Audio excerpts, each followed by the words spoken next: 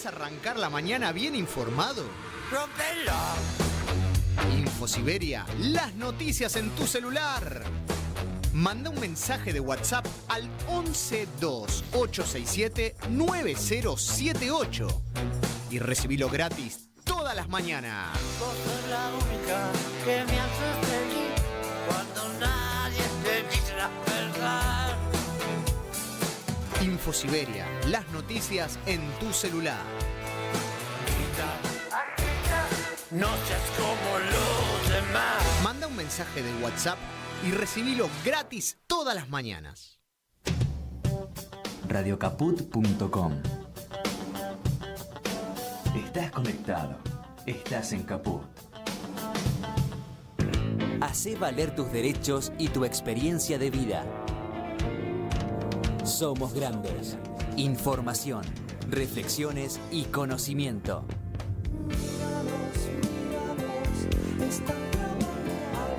Somos grandes. Los lunes a las 7 de la tarde. En Caput.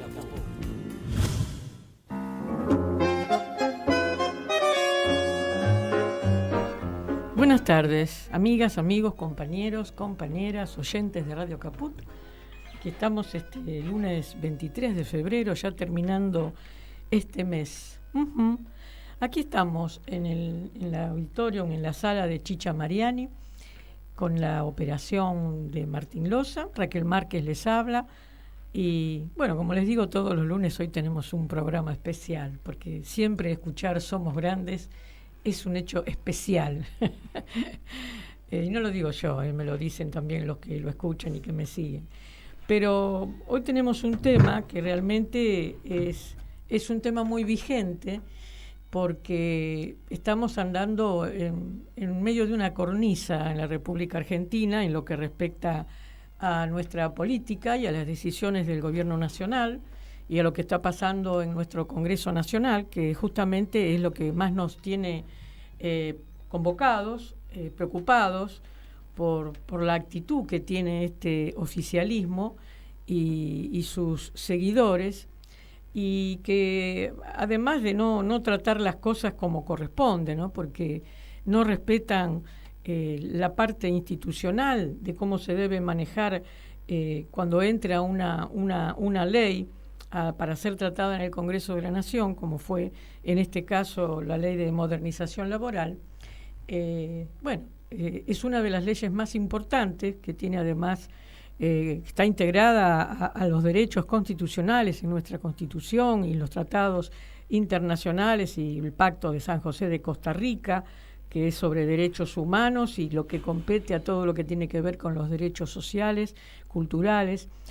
Y claro, ellos no abrieron las comisiones, porque esto era una ley que se tenía que debatir con profundidad, y además tiene que seguir ciertos pasos. Es decir, no es una ley, entra, va al recinto y va a las apuradas, a los apretones, y además a las presiones que ejercen desde el oficialismo. Bueno, se tiene que votar y se tiene que votar, y no, la verdad que hicieron todo mal. Pero más allá de que hicieron todo mal, obtuvieron los votos necesarios como para que saliera del Senado aprobada, entró en la Cámara de Diputados y bueno, la aprobaron también. Así que estamos ahora en una situación muy crítica para la historia del movimiento de trabajadores en la Argentina, con todos los años de lucha y de reivindicación y tantas cosas que han hecho todos los trabajadores de diferentes gremios, sindicatos, organizaciones, para conseguir los derechos que hoy, todavía hoy, los tenemos. Entre gallos y medianoche nos encontramos con que se aprobó una ley que es un retroceso impresionante. Diríamos que es un retroceso al siglo XIX, otro que preperonismo. Es la propia esclavitud. Pero bueno, ya hicimos otros programas que estuvimos hablando con abogados laboralistas. Hoy vamos a verlo de otro punto de vista, que es justamente el trabajo de los diferentes gremios que tratan este tema desde el punto de vista de los derechos humanos, de los trabajadores que forman parte de los gremios. Y nosotros siempre, cuando digo nosotros, me refiero a la militancia del campo popular y a los que no bajamos los brazos nunca. Siempre decimos que esto recién empieza, porque estas personas que están en el gobierno no son improvisados, vienen de otros gobiernos haciendo de las suyas cada vez que gana un gobierno de derecha, y aunque no ganen, cuando están en la oposición, como tienen tanto poder, hacen buenas compras, ¿no? Compran los medios, las empresas, y compran a mucha gente. Bueno, así estamos en este momento, y nosotros consideramos que después del sacudón que tuvimos el otro día, y que bueno, ahora el viernes, creo que este viernes mismo se va a pasar al Senado, todo rápido, todo expeditivo, sí, porque todo hay que hacerlo muy rápido, no importa las consecuencias, hay que hacer todo rápido, sin pensar, sin discutir, sin debatir en comisiones, nada, todo rápido, todo mal hicieron, pero bueno, no importa. Nosotros tenemos cuero para seguir resistiendo, y cuando digo nosotros me refiero al pueblo trabajador argentino y al núcleo de nuestra cultura como un pueblo que si bien no es la mayoría, lamentablemente, sabe el costo que tuvo llegar a cumplir y tener los derechos que tenemos. Por lo tanto, ahora vamos a hablar sobre el trabajo que están haciendo los compañeros en los diferentes gremios. Lamentablemente no se puede traer a todos. Invité a unos cuantos compañeros, y vamos a hablar la importancia que tiene en los gremios y en los sindicatos el tema de la Secretaría de Derechos Humanos. Y bueno, para eso primero voy a presentarlo. Él es Carlos Monestes. Lo voy a presentar de a uno porque son 4, pero vamos a ir tiempo al tiempo. Cada uno va a tener su espacio para hablar desde su área de trabajo y cuáles son las luchas que tienen y qué piensan hacer para adelante, ¿no? Bueno, acá estamos con Carlos Monestes, como decía. Él es UTE CETERA, es el secretario de Derechos Humanos de la CTA Ciudad de Buenos Aires, la CTA de los Trabajadores Ciudad de Buenos Aires. ¿Qué tal, Carlos? ¿Qué tal, ¿Cómo Raquel? está? Para mí ¿Cómo es le un va? placer Igualmente. tenerte en el programa. Y bueno... ¿Y cómo anda? Somos grandes. Somos grandes. Somos grandes, ¿no? Somos grandes. A mí lo que me gusta de eso es que el verbo está en presente. Sí, claro. Porque si no podía ser fuimos grandes, sí, eran o seremos grandes, o que es los una cosa otros. ilusoria, sino Sí, que sí. tomamos el presente. Sí, porque somos grandes de verdad, Y no grande, solo por los años. Claro, yo quería decir eso, que grande no es por los años. No, ni por la estatura. Ni por la estatura. Yo mido 1,50. Es por las luchas también, ¿no? Ajá. Las grandes luchas. El pensamiento, ¿cierto? vio El que es lo que pensamiento, la sirve. capacidad de lucha de sí, Seguro. ahí estamos, somos grandes. Ahí estamos. Bueno, sé que hace mucho tiempo que estás en este área, y además que sabemos que se formó ya hace muchos años la Intersindical de Derechos Humanos, que bueno, congrega justamente esto un poco que hice una breve introducción. Sí, no, es muy, Contanos un poco. muy pequeño, porque creo que los compañeros son muy representativos y ellos van a poder hablar, porque está pensado, si bien la Intersindical es de derechos humanos, pero los compañeros actúan en diferentes ámbitos, ¿cierto? Sí, en sus territorios. Así que hay un compañero que está en el sector de trabajo, de subterráneo, una compañera que está en el tema territorial, que es muy importante, y una compañera que está en el tema universitario, que también es importante. Todos o sea son que importantes. son ámbitos muy interesantes para debatir, para discutir, así que ellos van a poder exponer su trabajo. Así que bueno, eso, nada más, que me gusta hacer una presentación breve para que todos los compañeros puedan, digamos, explayarse, y lo que vos decís sobre lo que está pasando a nivel de, digamos, del Congreso de Diputados, todos senadores, y es una vergüenza. Eso nunca pasó una cosa así, de esta manera en Argentina. No. Pero bueno, como acá decías vos también, bueno, vamos a seguir luchando, ¿cierto? Sí, se Así pensaron que íbamos a achicarnos. Claro. No, así somos que grandes. Somos grandes, hemos Somos visto grandes. mucho.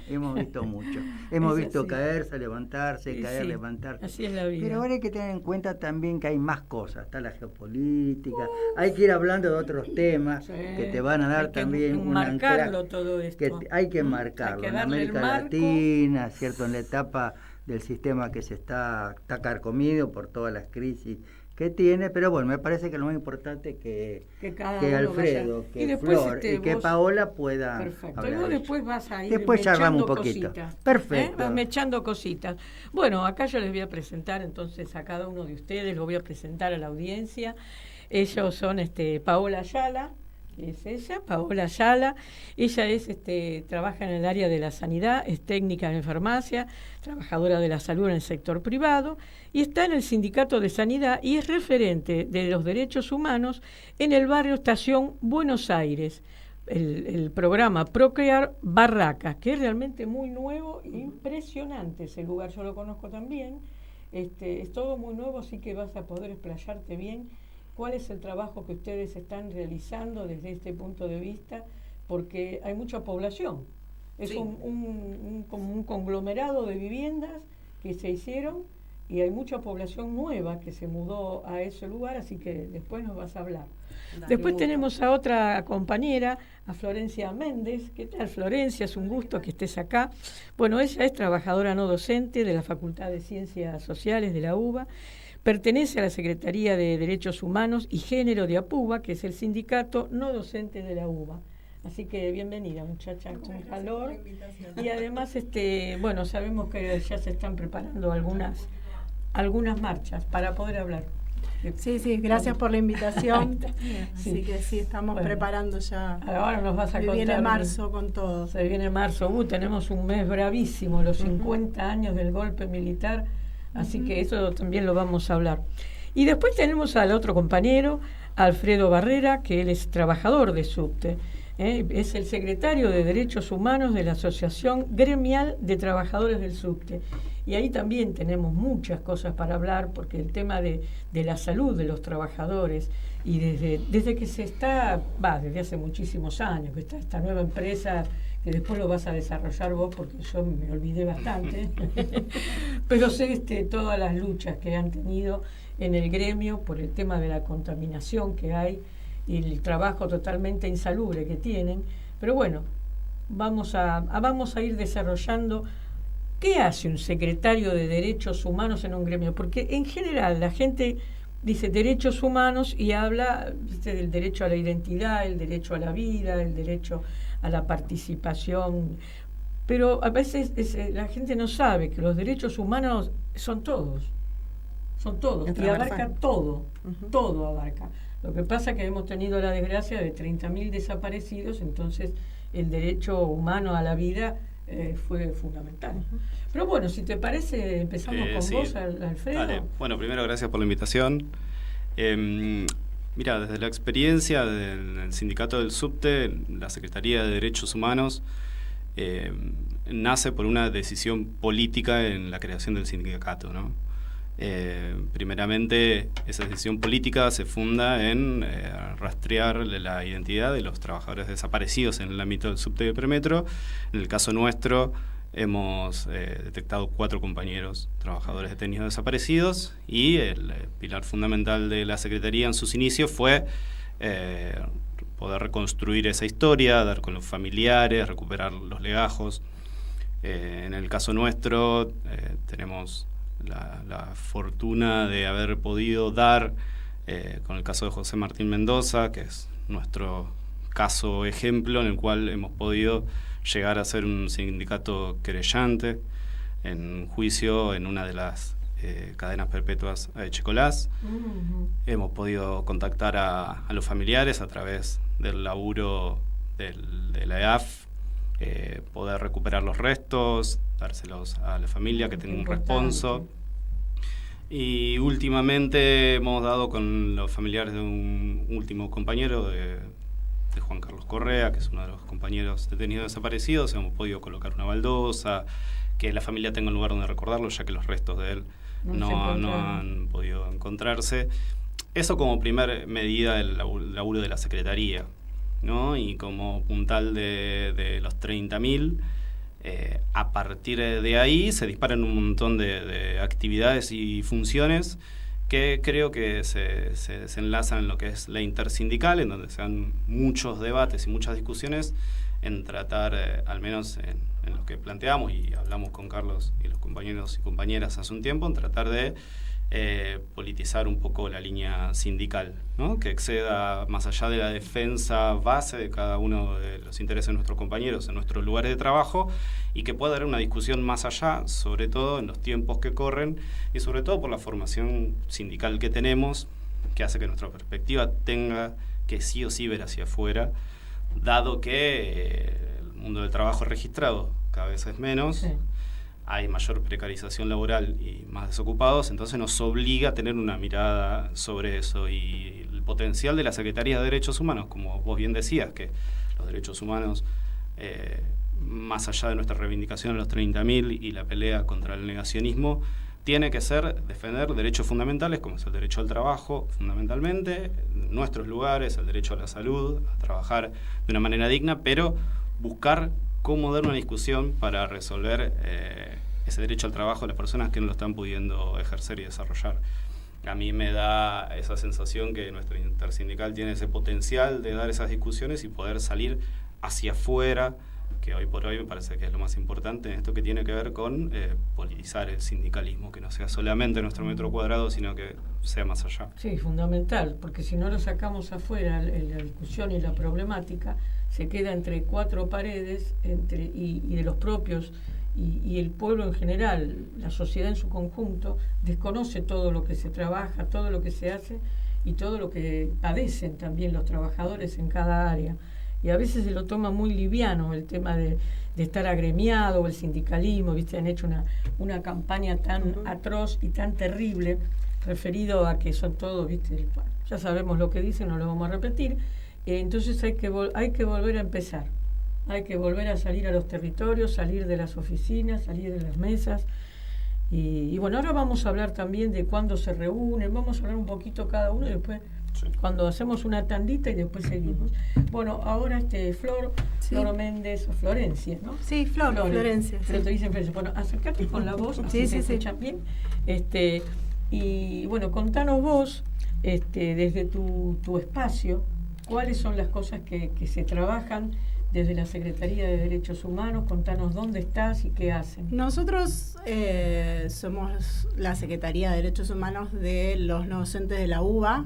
Somos Derechos Humanos y Géneros, porque nuestra mirada ha sido, si bien, como contaba Alfredo, con el subte nosotros hace muchos años ya, empezó como un espacio transversal en el sindicato también por una decisión política de la comisión directiva de ese momento, y entonces fue un espacio que sirvió post recuperación democrática para aunar un montón de espacios dentro de la universidad, vuelta democrática, algunos espacios incluso post intervención y demás, y comenzó con una reivindicación a los cesanteados por la dictadura en su momento, y a partir de eso se realiza como una búsqueda de los no docentes desaparecidos, con una particularidad que tiene la universidad en general, la Universidad de Buenos Aires en particular, donde la identidad no docente como trabajador, como trabajadora, estaba, gracias al trabajo del sindicato, esto se fue trabajando, pero estaba bastante desdibujada. Entonces sabíamos que había muchos compañeros y compañeras desaparecidas, pero no se tenían clara su identidad no docente, estaban como militantes populares, militantes políticos. Sí. Entonces, a raíz del relato de los cesanteados, de los jubilados, de los compañeros que habían estado en las conducciones del sindicato previas a las intervenciones del 76, se generó un listado inicial, que hoy en día es más o menos el que tenemos, que son 10 compañeros no docentes y compañeras no docentes desaparecidas, y lo que, si bien estaban en las listas de CONADEP, estaban en los espacios, muchas veces la universidad los reconocía como estudiantes o como docentes, pero no como no docentes, y la universidad tiene ese rol y esa particularidad, que una vez es trabajador no docentes, por ejemplo, de sociales, y estudias en filosofía y letras, o das clases en el hospital, por ejemplo, de clínicas. La compañera Carrica, que era la compañera que era de enfermería, estaba reconocida como docente de la escuela de enfermería, pero no en sus funciones no docentes. Entonces, bueno, hemos hecho un trabajo de muchos años que ha tenido que ver primero con el conocimiento. Ese conocimiento nos permitió también construir nuestra propia identidad como trabajadores y trabajadoras, también desde esa reivindicación de los 30.000 como parte del movimiento obrero, y reconocernos a nosotros como el alma de las universidades, que si bien en el caso de la UBA seguimos sin tener voto, tenemos voz pero no tenemos voto, pero somos los que hacemos el cotidiano de la universidad. Y bueno, también así fue un proceso de ir reconociendo a quienes nos adelantaron en la lucha, pero también a partir de eso ampliamos y laburamos también todo el tema desde la Secretaría, laburamos todo lo que es consumos problemáticos, violencia laboral, violencia de género, y laburamos un montón, y de ese sentido APUBA ha sido precursora, todo lo que es el feminismo en el ambiente laboral. ¿Qué quiero decir? Las licencias parentales, la adopción, extendemos la licencia por paternidad, la igualdad en las licencias por casamiento, no importa el sexo de la persona ni la orientación, homoparental, uniparental, no importa. Bueno, todo eso para llegar a una paritaria, que las tenemos y son parte de nuestras paritarias locales. Se transitó un proceso de trabajo en las bases para la sensibilización, la prevención de la violencia, la erradicación de la discriminación, o a eso aspiramos. Y bueno, la Secretaría de Derechos Humanos de APUBA tiene como esa impronta que no solo trabaja memoria, sino también trabaja toda esta temática que para nosotros es parte de los derechos humanos. O sea, no es solo la memoria, también son las condiciones laborales, por supuesto, la salud mental, la salud sexual reproductiva. También laburamos muchísimo el tema cuando fue la legalización del aborto.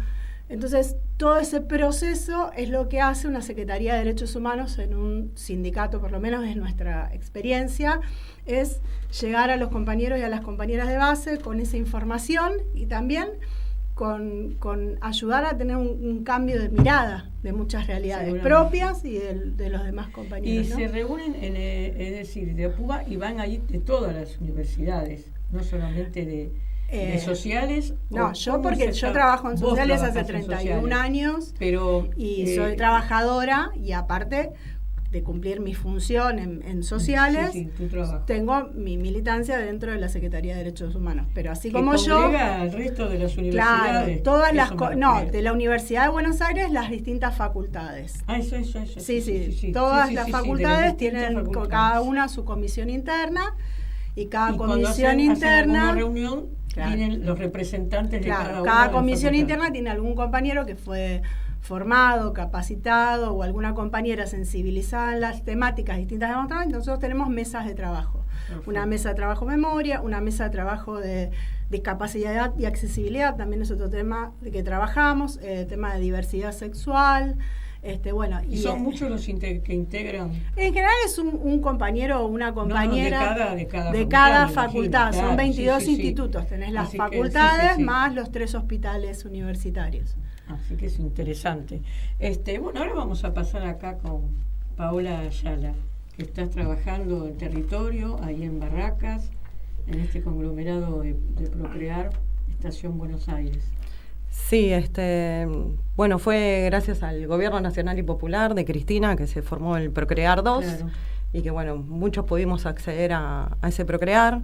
Hubo un convenio que se armó entre CGT y las 2 CTAs con el gobierno de ese momento, y que pudimos acceder varios compañeros de diferentes sindicatos, de diferentes gremios, y tuvimos la posibilidad que como derecho humano también el tema de vivienda. Así que son 2.500 viviendas, 2.500 hogares que tuvimos la posibilidad de poder acceder, y durante el 2021 la mayoría entramos gracias a este convenio, y en el 2022, 2023 ya nos empezamos a organizar entre diferentes compañeros y compañeras de diferentes gremios, y que somos vecinos aparte de todo eso, y empezar a darle una entidad al barrio que sea un barrio obrero, realmente como debería ser.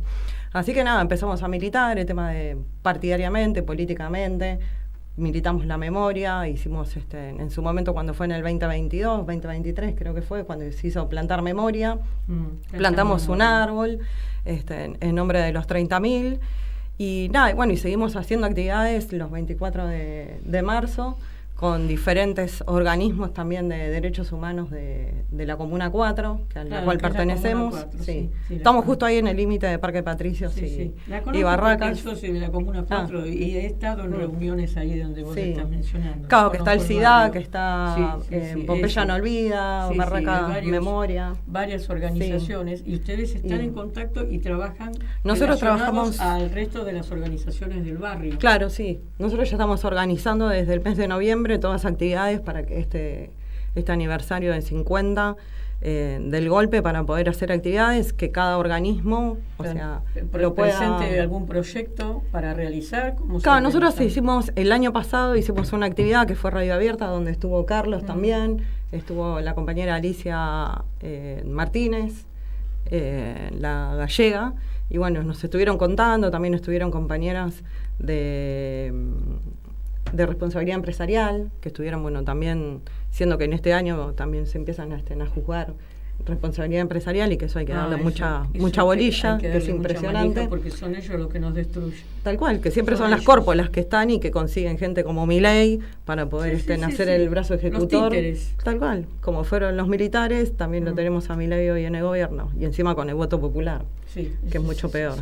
Y que gente que sigue bancándolo, y nosotros en el barrio la verdad que es una lucha terrible, porque nosotros hemos salido a volantear, a hacer pegatineada y scratch y todo, están en el barrio, en el cual nos arrancan los carteles y todo. Entonces, nada, tenemos que reforzar mucho lo que es la militancia barrial para que la gente tome conciencia de que, nada, aparte que si nos quedamos sin laburo, ninguno va a poder pagar, porque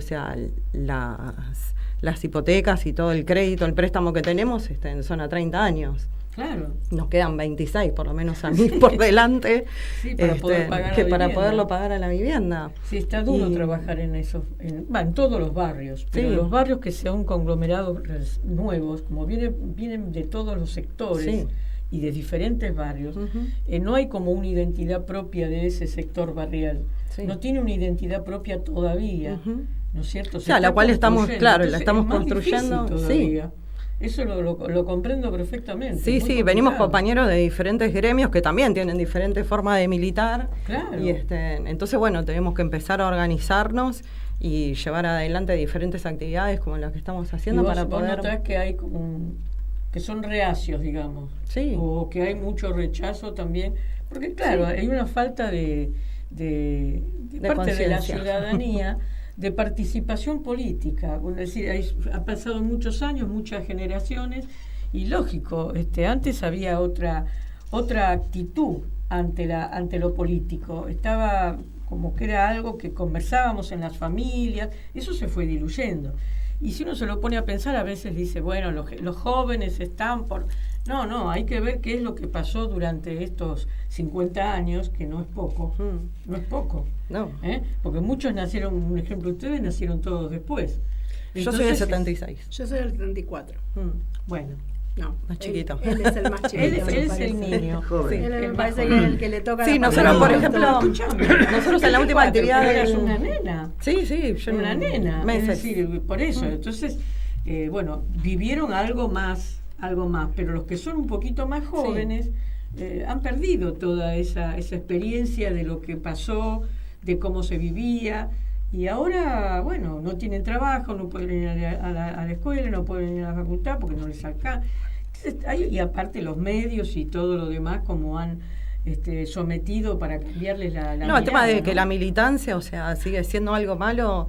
Está bien, podemos estar en desacuerdo y estar totalmente decepcionados en algunos casos con respecto a nuestros representantes. Sí, vamos a hablar de eso también. Pero bueno, también es seguir poniendo el cuerpo y saber que nosotros como intersindical, que la mayoría somos compañeros de base, apoyarnos entre nosotros y seguir sosteniendo eso. Nosotros este año cumplimos 10 años de la intersindical. Claro, sí, yo sé que hace porque muchos fue años con el gobierno macrista también. Sí, bueno, ahí sí fue. Sí, hay como un nexo conector claramente entre el trabajo que hacemos desde tanto ella de lo territorial, los compañeros de SUBTE, o los compañeros de UTE. Digo, tiene que ver con que este gobierno claramente son los hijos y los nietos de la dictadura. Y en eso hay una continuidad política, económica, y tiene que ver con la realidad que estamos viendo ahora nosotros con la reforma y con toda esta vulneración de derechos.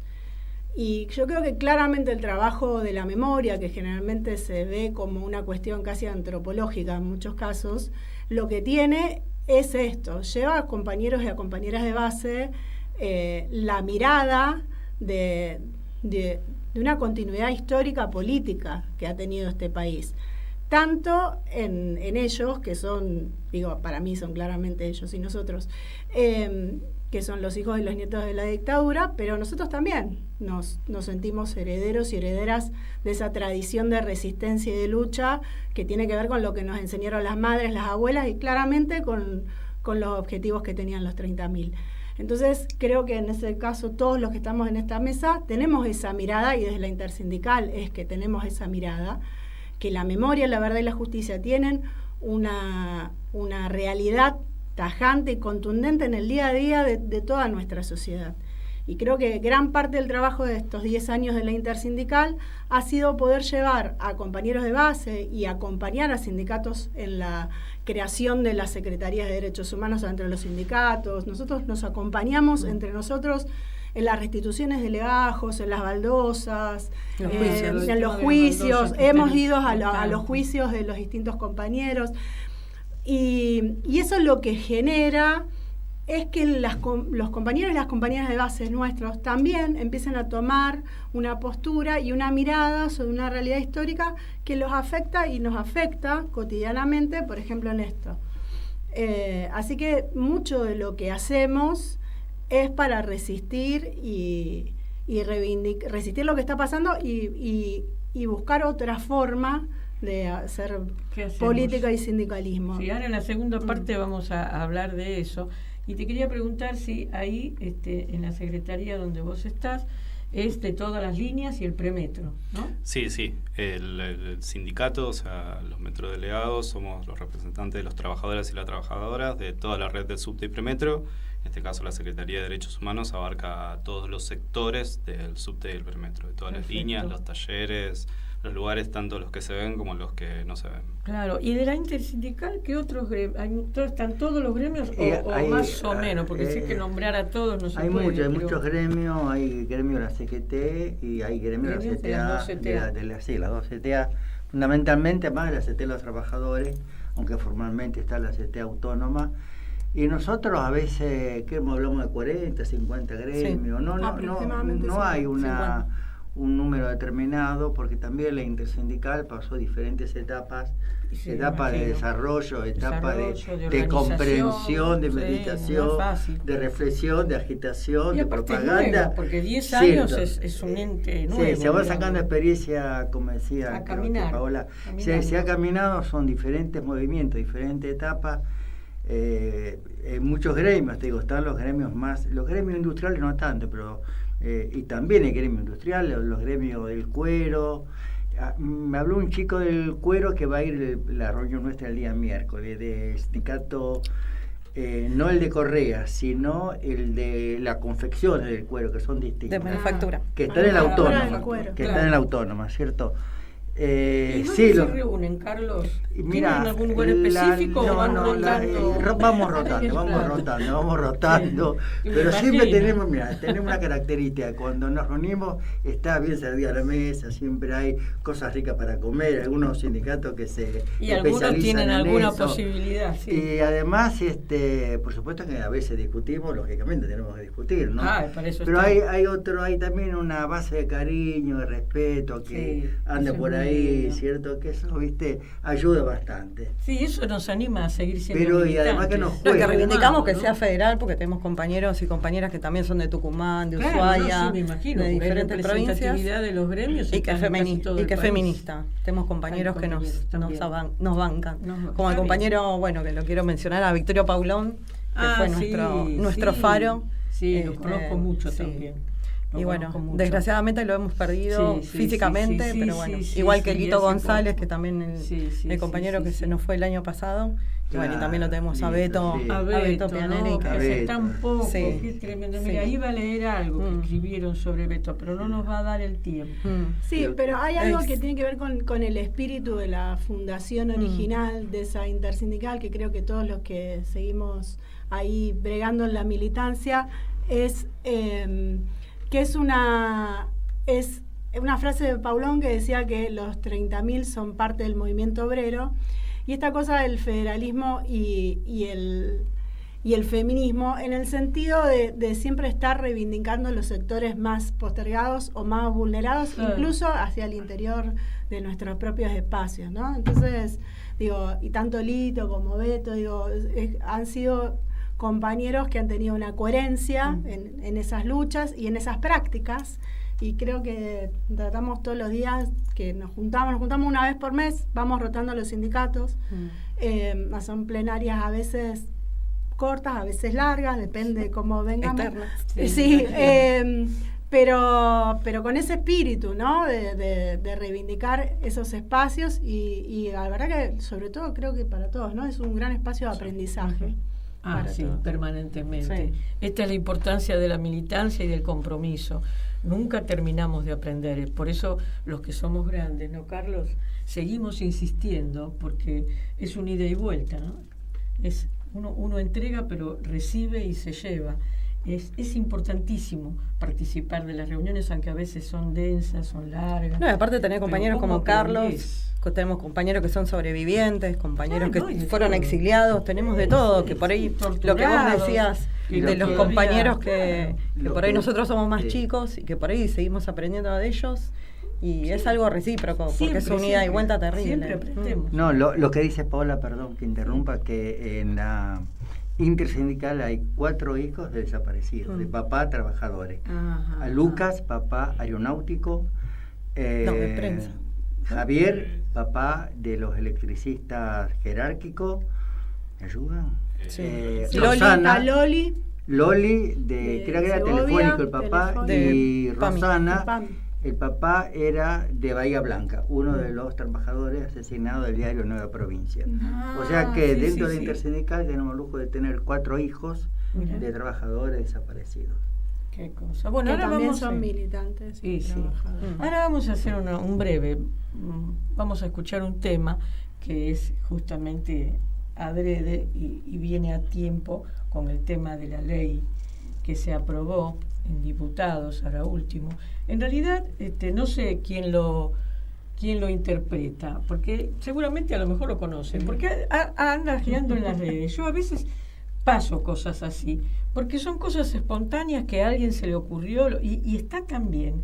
Y esto va dirigido a nuestros queridísimos peronistas traidores, que se dicen peronistas, pero ahí andan en la ruta de las cometas, de las Banelco y de los intereses de nuestros queridos gobernadores, que cuando necesitan sostener algún puestito son peronistas. Pero después cuando la mano viene mala, ahí entonces se arriman, ¿viste? A donde da el sol y a donde mejor les conviene. Y de esta manera creen que están defendiendo a su provincia. No, están traicionando al pueblo argentino. Entonces acá ahora vamos a escuchar un pequeño, es un audio chiquito que nos lo va a pasar Martín, y yo le puse el nombre a los traidores peronistas.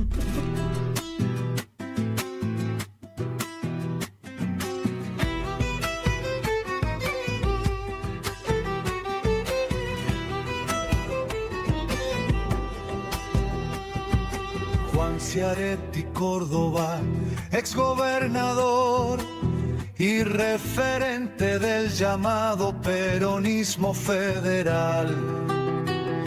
Ignacio García Areca Córdoba, diputado nacional de su mismo espacio. Alejandra Torres Córdoba, diputada nacional también del schiarettismo. 3 cordobeses que se ausentaron juntos, mostrando que su proyecto político no defendió al trabajador. El pueblo cordobés esperaba que levantaran la voz contra la reforma laboral, pero eligieron el silencio y ese silencio fue traición. Schiaretti, tu nombre quedará marcado, no solo como ausente, sino como traidor declarado. Te presentaste como candidato a presidente, diciéndote peronista, defensor de la gente. ¿Qué te pasa, Schiaretti? ¿Se te bloqueó el cerebro? ¿O abusas de la peperina y te escondes en el silencio? Y encima dijiste que el paro te impidió viajar. ¡Qué mentira más burda para no estar en tu lugar! La liga de traidores te lleva en su estandarte y el pueblo de oro jamás olvidará tu cobarde excusa.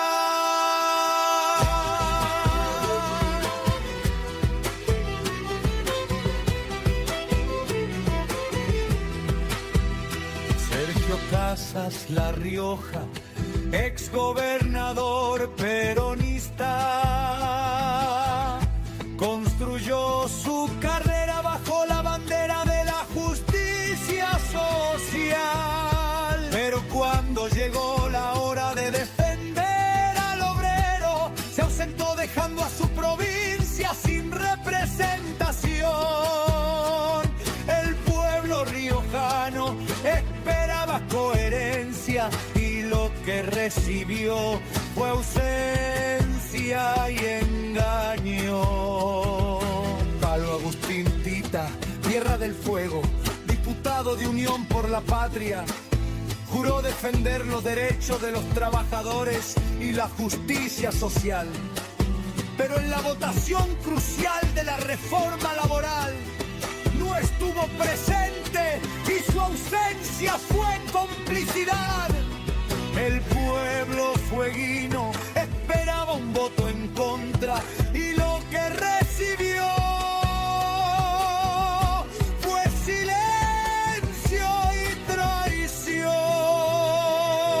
Javier Noguera, Tucumán, peronista de raíz, construyó su carrera política en nombre del pueblo, pero en la hora más decisiva se ausentó, dejando a los tucumanos sin voz en el Congreso. 6 nombres, 6 provincias, 6 traiciones, todos peronistas que se borraron del deber. La historia los señalará para siempre como la liga de traidores al pueblo trabajador. Schiaretti, tu nombre quedará marcado, no solo como ausente, sino como traidor declarado. Te presentaste como candidato a presidente, diciéndote peronista, defensor de la gente. ¿Qué te pasa, Schiaretti? ¿Se te bloqueó el cerebro? ¿O abusas de la peperina y te escondes en el silencio? Y encima dijiste que el paro te impidió viajar. ¡Qué mentira más burda para no estar en tu lugar! La liga de traidores te lleva en su estandarte y el pueblo obrero jamás olvidará tu cobarde excusa.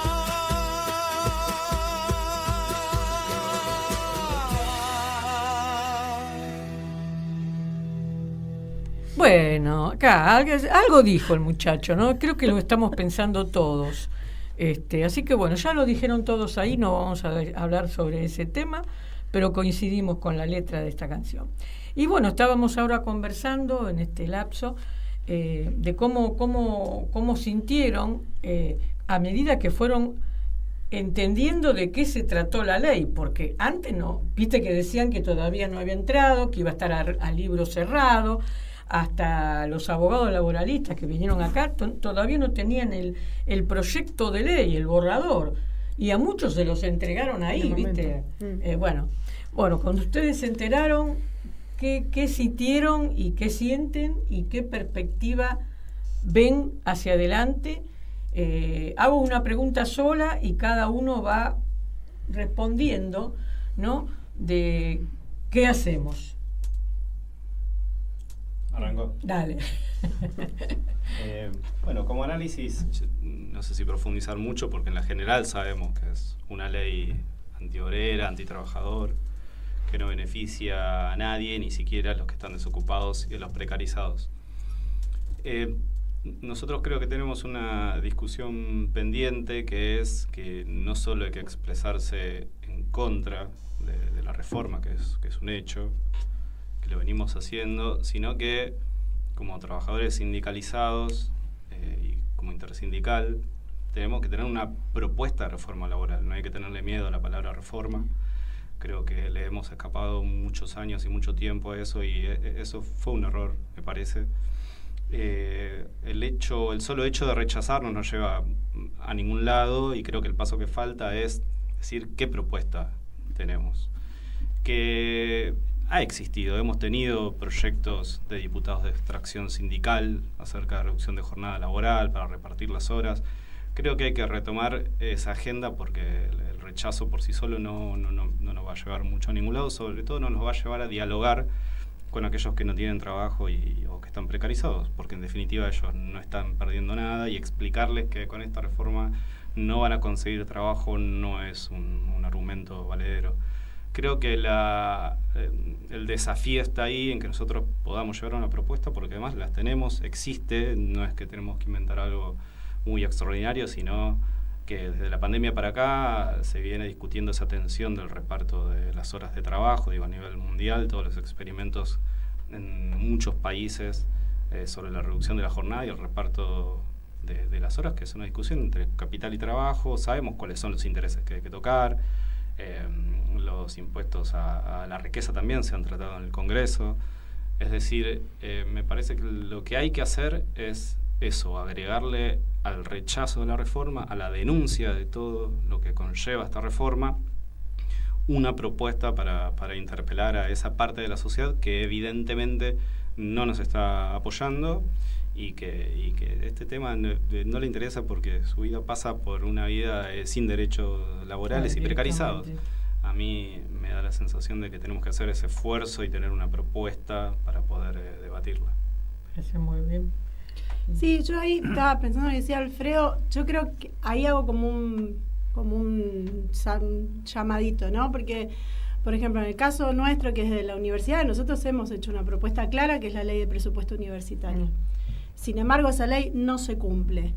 Y la verdad que nosotros nos enfrentamos en este momento como sector a una reforma laboral cuando tenemos casi el 100% devaluado el sueldo desde el 2023, sin paritarias. O sea, el gobierno no dio paritarias y ahora ofrece darlas, pero no a los sindicatos, sino al CIN, a los rectores.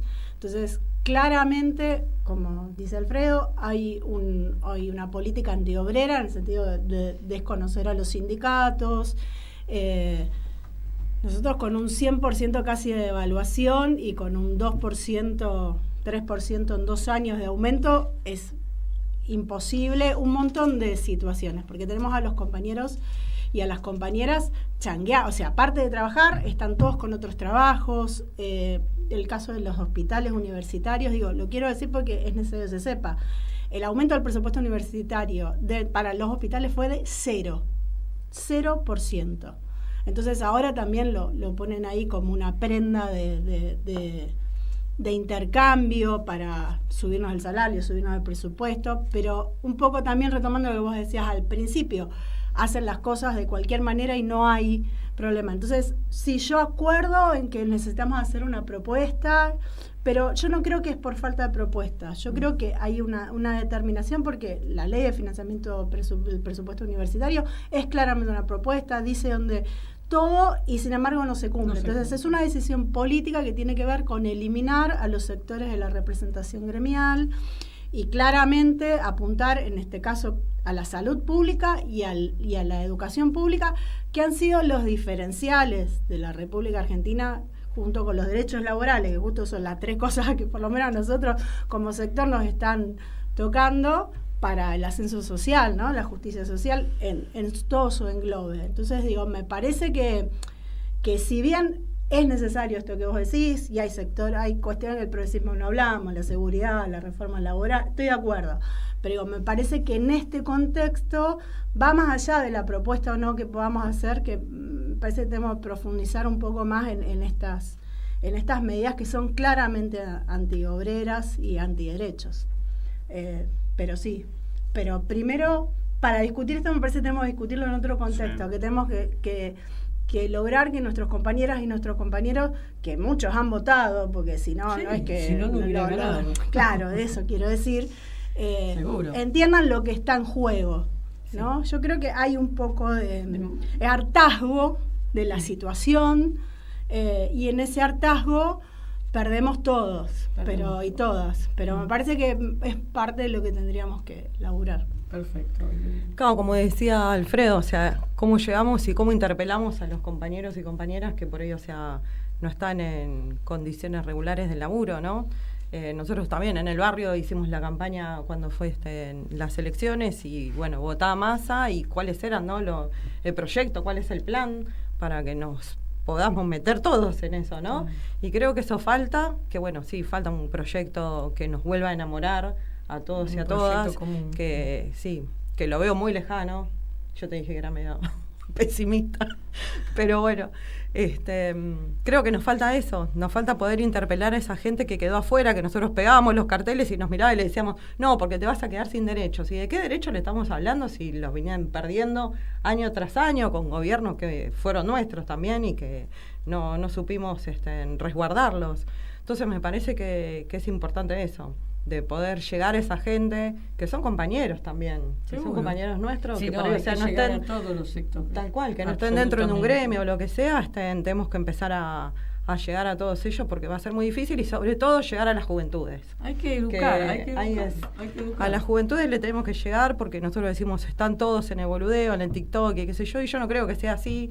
Hay una parte de la sociedad de los pibes que están mirando y que necesitan que también nosotros, o sea, los aprendamos a escuchar cuáles son las necesidades que tienen ellos. Y me parece que por ahí es el camino para poder es lamentable arrancar. lo que están haciendo. Y también el tema del fuero laboral, que o sea, que hoy lo quieren pasar a Capital. No, ya está los compañeros, decidido. Claro, está dentro de la reforma. Pero Y hace bueno, rato los que compañeros, están con eso. claro, y los compañeros lo quieren. Hoy estuvieron ahí los compañeros judiciales.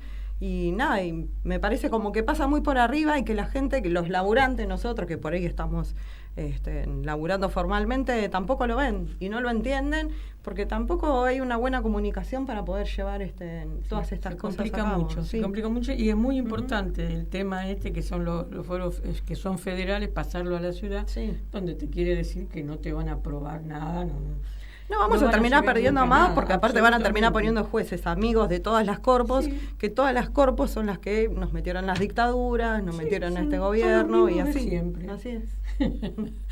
Bueno, para ir un poco cerrando, don Carlos Monestes. Bueno, don Carlos Monestes. Sí, bueno, Monestes. Monestes. Ah, es Monestes, perdón, yo le digo siempre Monestes. Porque uno tiene tendencia en el español a hacer graves las palabras.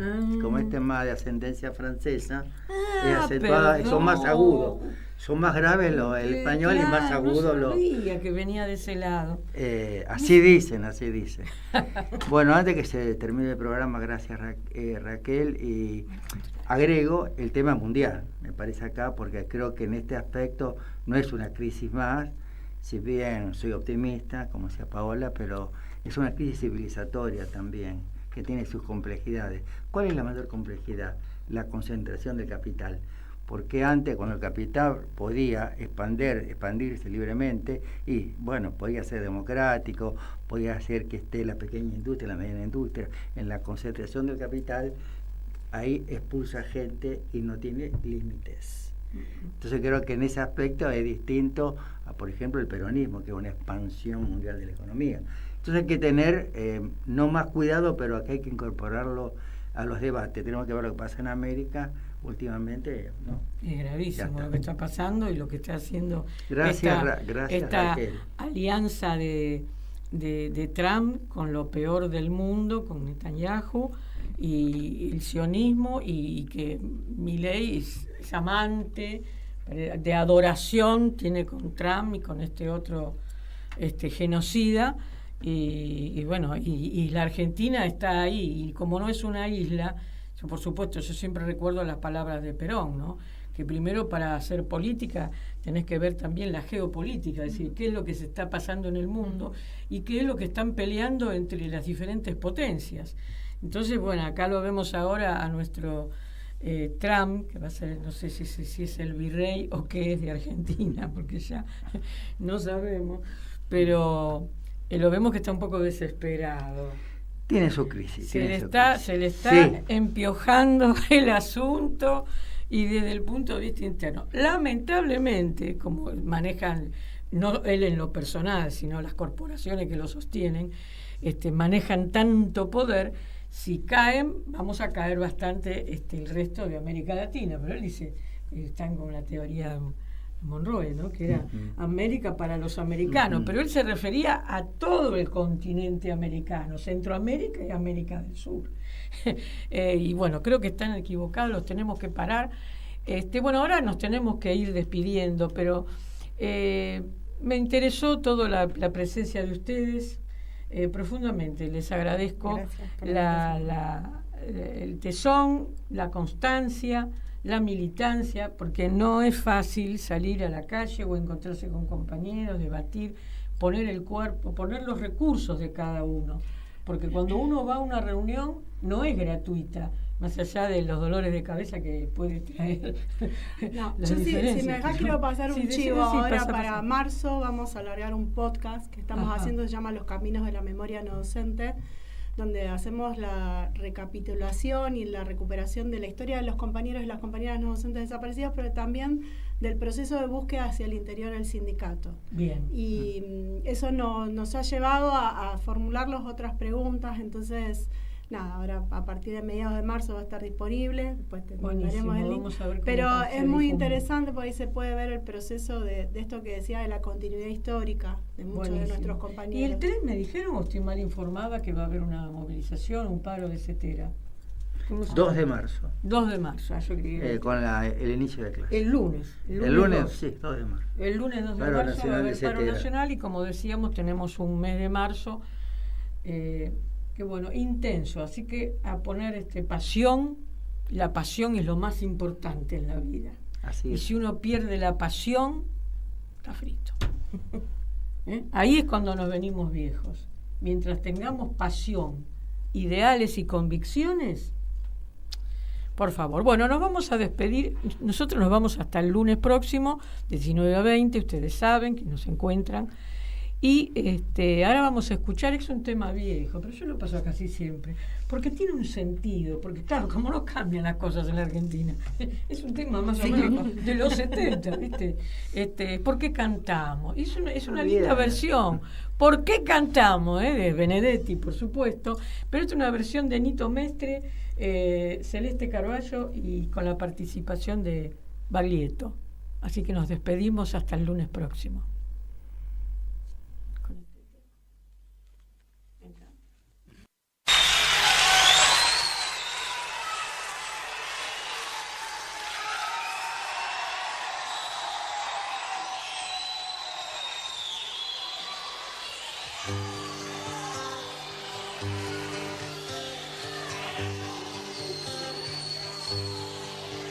Si cada hora viene con su muerte, si el tiempo era una cueva de ladrón, los aires ya no son tan Buenos Aires, La vida es nada más que un blanco móvil. Y está el volver, preguntará por qué cantamos. Si los nuestros quedaron sin abrazo, la patria casi muerta de tristeza, el corazón del hombre se hizo añicos antes de que estallara la vergüenza. Usted preguntará por qué cantamos. Cantamos porque el río está sonando, y cuando suena el río, suena el río. Cantamos porque el trueno tiene nombre, y en cambio tiene nombre su destino. Cantamos porque el día y porque todo, y porque algún futuro y porque el pueblo. Cantamos porque los sobrevivientes y nuestros muertos quieren que cantemos.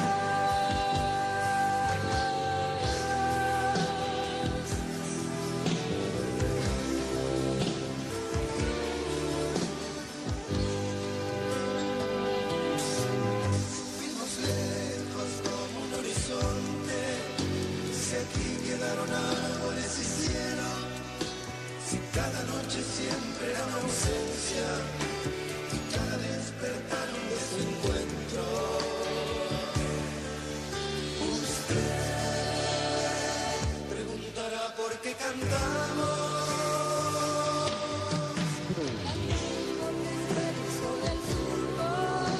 Y somos militantes de la vida, y porque no podemos ni queremos dejar que la canción se haga cenizas. Cantamos porque el grito no es bastante, y no es bastante el llanto ni la bronca. Cantamos porque creemos en la gente, y porque venceremos la derrota. Cantamos porque el sol nos reconoce y porque el campo huele a primavera y porque en este tallo, en aquel fruto, cada pregunta tiene su respuesta.